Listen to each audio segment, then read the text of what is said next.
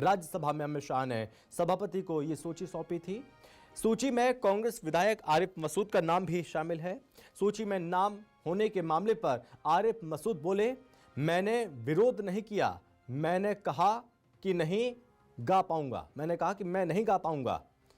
किसान, बेरोजगारी, फ्लाइट बंद के बजाय गीत पर चर्चा क्यों हो रही है, ये सवाल पूछा आरिफ मसूद ने। वंदे मातरम की बात कर रहे हैं, जो आजादी की लड़ाई में नहीं थे वो लोग बात कर रहे हैं।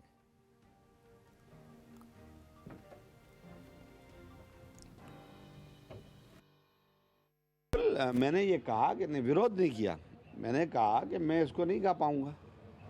तो गलत क्या कहा? क्योंकि वो लोग कहना है आज गान की बात, वो अच्छा सदन में हंसी की बात आ रही है, वो वंदे मातरम की बात कर रहे हैं जो आज़ादी की लड़ाई में थे ही नहीं। न तिरंगा हाथ में था, न वंदे मातरम इनके मुंह पे था। ये तो अंग्रेज़ों की गुलामी कर रहे थे, ये तो इतिहास है इनका, माफ़ी मांग रहे थे। हम लोग तिरंगा हाथ में लिए थे, हमारे पूर्वज हाथ में लिए थे, हम लोग गोलियाँ खा रहे थे। तो इनको तो अधिकार भी नहीं है इस बात पर बात करने का। देश में इंडिगो की फ़्लाइटें रद्द हैं, पैसेंजर परेशान हैं, किसान को खाद नहीं मिल रहा, नौजवान तो शुरू दिन से रो ही रहा है रोज़गार को। लेकिन देश की बड़ी संसद में चर्चा होगी एक गान को लेकर। अफसोस की बात है, चिंता की बात है।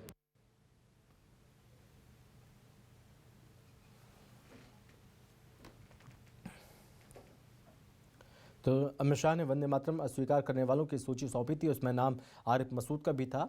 और अब इस मामले पर सियासत होने लगी है। आरिफ मसूद ने भी बयान दिया इस मामले पर और उन्होंने कहा कि इतने सारे मुद्दे हैं, उसके बजाय गीत पर चर्चा क्यों हो रही है। वंदे मातरम की बात कर रहे हैं वो लोग जो आज़ादी की लड़ाई में नहीं थे।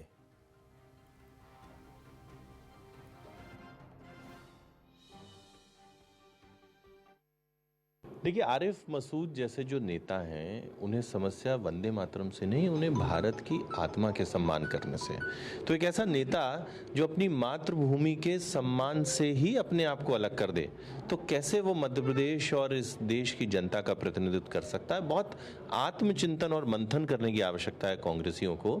और ये जो वोट बैंक की राजनीति, जो तुष्टीकरण की राजनीति है, वही कांग्रेस को रसातल में ले जा रही है। अब कांग्रेस को निकलकर राष्ट्रवाद की राजनीति करनी चाहिए, ना कि देश की आत्मा को और वंदे मातरम जैसे गीत को अपमानित करने की।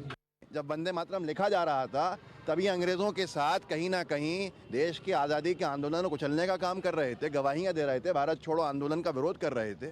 अगर बात निकलेगी बहुत दूर तक जाएगी। किसी शायर ने कहा है ना, हितानंद शर्मा जी को समझना होगा कि पहले मैं चुनौती देता हूँ, कल अपने सारे विधायकों को खड़ा करें, हम पूछेंगे उनसे कि वंदे मातरम गाएं। अगर 70% भाजपा के विधायकों ने वंदे मातरम गा दिया तो मान जाऊंगा।